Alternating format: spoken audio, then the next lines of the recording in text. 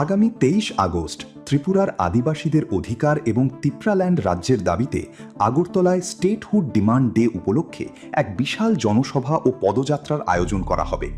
পৃথক রাজ্যের এই দাবি ১৯৮৪ সাল থেকে তোলা হচ্ছে এবং তিপ্রা সম্প্রদায়ের কাছে এটি তাদের আত্মপরিচয় ও অধিকারের সাথে যুক্ত অত্যন্ত গুরুত্বপূর্ণ একটি বিষয়। ২০০৯ সাল থেকে প্রতি বছর এই দিনটি পালন করা হয়ে আসছে।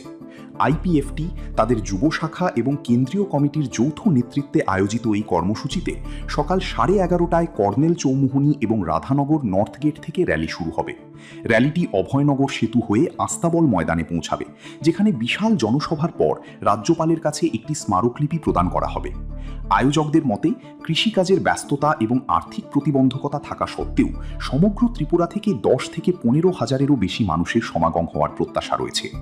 আয়োজকরা সমস্ত তিপ্রাবাসীকে দলীয় রাজনীতির ঊর্ধ্বে উঠে শান্তিপূর্ণভাবে এবং ঐক্যবদ্ধ হয়ে এই কর্মসূচিতে অংশ নেওয়ার আহ্বান জানিয়েছেন।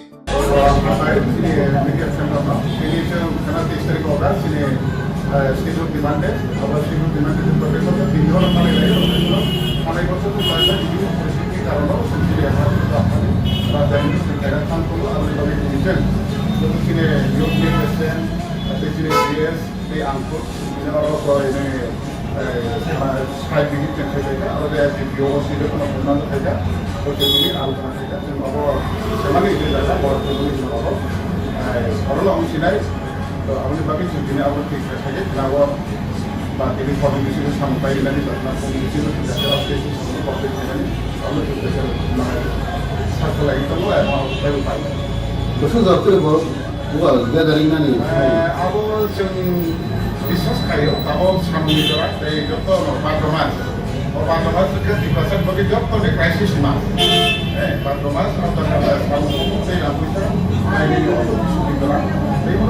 বিশ্বাস খাইও যে সমস্ত কমিটি প্রত্যেকটা ডিভিশন কমিটি কংগ্রেস ফাইনাল বিশ্বাস